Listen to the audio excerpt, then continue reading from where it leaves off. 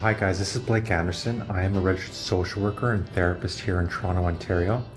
And in this video, I want to talk about the notion of hierarchy, particularly within a family dynamic or a family unit. Often there's the notion of two types of hierarchies, growth hierarchies and dominant hierarchies. So dominant hierarchy is one that exploits and freezes lower levels. And then the growth hierarchy is one that includes and elevates these different stages. So the question to you in this video is, which dynamic is occurring in your family or in your family of origin, in terms of which hierarchy, in terms of a dominant hierarchy or growth hierarchy. Also currently, what could be occurring in terms of these two aspects of hierarchy in your family unit. So in terms of hierarchy, Ken Wilber, who is a philosopher and has written many books on the topic of developmental theory and has an overall philosophy called integral theory, is the notion of whole parts. So each stage's development, so he talks about levels or holon. So each holon he talks about, so holon is both a part and a whole. One develops, so you can look through it through animals and also through nature, that there's a growth of each stage in terms of including and transcends and includes. So this is a core concept within Ken Wilber. And he has the notion within evolutionary theory, is the notion that these parts, wholes, in terms of holons, continue to transcend and include in terms of greater complexity, freedom, compassion, and depth. There's a lot to his theory, but if you can understand that, you can understand the general notion of developmental theory and of hierarchies. The tagline is, in terms of a growth hierarchy, growth serves the whole. Then there's the notion of dominant hierarchies. We can understand dominant hierarchies as being an organization about the notion of pecking order that's built on fear, control, and exploitation. This isn't to say that there shouldn't be a hierarchy or everything should be flat. If you understand these two core concepts, it can help you understand this dynamic, particularly within your family dynamic. And so again, it freezes development to protect those at the top. So if you think about a narcissistic family in which maybe one or two of the parents is considered narcissists, the children, in terms of the dynamic in the home, generally serves the ones at the top, in this case being the parents. So that's the way you can understand how a dominant hierarchy operates within a family unit. And so it's basically about power serves the ones at the top.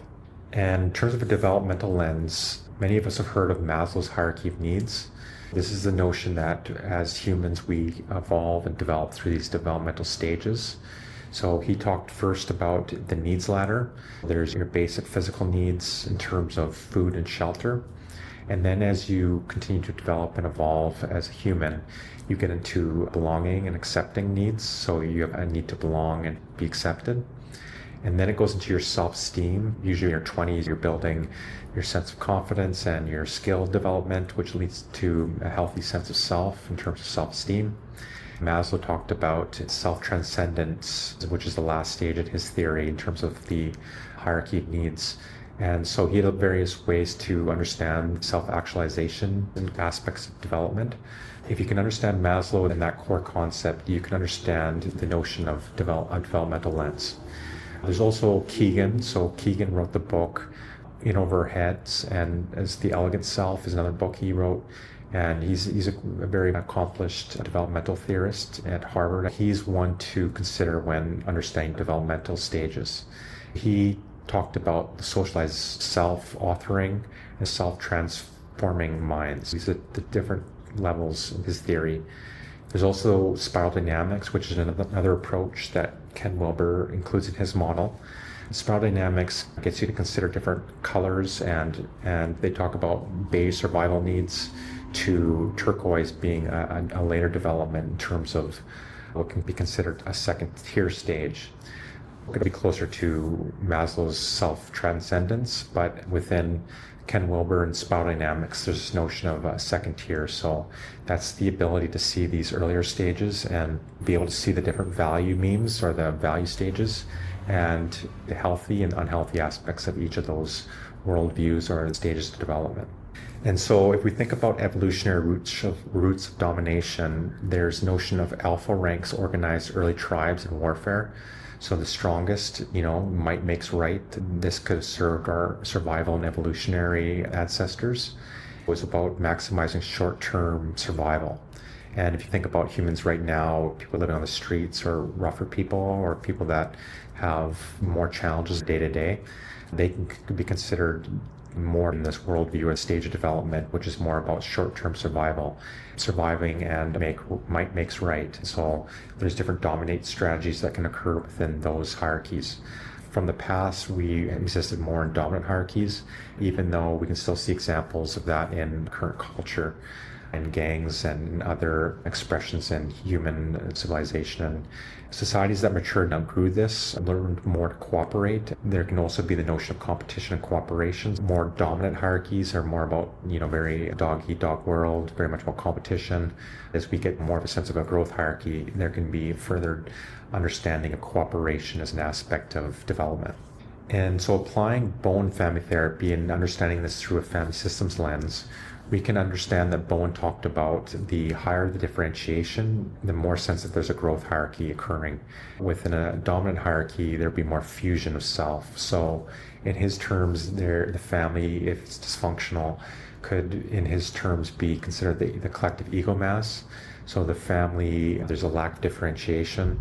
So this can be understood as a lack of usual boundaries, a feedback loop, and general codependencies that could be occurring, especially around family members who have difficult personalities. Bowen talked about the notion of differentiation. The more that you can stay grounded in yourself and less pinged and aggravated by the system and by your family members, the calmer you are and the more you're able to navigate that. You're still staying connected, but you're not getting fused and enmeshed in those dynamics. So he would talk about that as being more to do with differentiation. But in a narcissistic family, I think we also understand there's can be family roles assigned, like scapegoat or the golden child, and that props up the parent's ego. In a dysfunctional family, we can also understand there's a dominance and roles assigned from the kids serving the parents. In a growth family, there's more of a sense that these roles can develop over time and evolve with the child's stage. So it's really about being more focused. As children are younger, obviously the parents play more of a role in instilling certain values and raising them.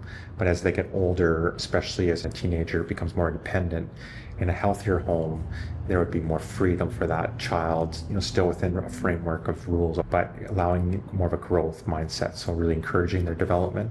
So that's more to do with a growth mindset. And I'm gonna get a little more into what that means in terms of family dynamics. In terms of a mindset to think about, in terms of 3 shifts that you can consider when thinking about this in your own personal life, it's about building differentiations. We borrow from Bowen, and you can think about different exercises that Bowen would have you do. A lot of this does come down to remain calm and healthy boundaries and regulating yourself in terms of emotional regulation. So that's all the notion within Bowen family therapy, but also understanding the different dynamics and how they play out in the system. IFS therapy can be helpful in understanding the different parts of the self and how those parts could be triggered when interacting with certain family members. And if there's a dominant hierarchy in the family, mindfulness when interacting with family is also important, and when you're by yourself. These are all aspects to think about when considering how to interact in a healthier way with your family. Gottman theory, within your own family and your own relationship, you can consider just the different upgrading your conflict styles. If there's usually harsh startups, you can learn to have, harsh startup would be when you're in a relationship, it quickly goes to criticism or defensiveness. But if you can do more soft startups, and so be more helpful, less going to negativity, and pleasant in communication, can lead to more softer startups. And also in Gottman theory is the notion of repair attempts. So it's when a person does a bid, after conflict, there can be one member of the unit in terms of the relationship doing repair attempts. So making appeals to trying to understand, listening, and these different aspects that Gottman talks about. There's also the notion of shared vision within a family unit, making sure that you're going in the same direction. This is all to understand Gottman's theory, but it can be applied here just about creating these patterns in your own family and your own relationship, creating more of a growth hierarchy in your relationship, for yourself, and for your family in terms of your children. So I did an interview with Dr. Keith Witt, and he makes this distinction in families in terms of dominant hierarchies and growth hierarchies. He has a sense of a coevolution dance of mutual empowerment, and also the notion that in a dominant hierarchy, it could be considered more stuck in the survival brain of running the family.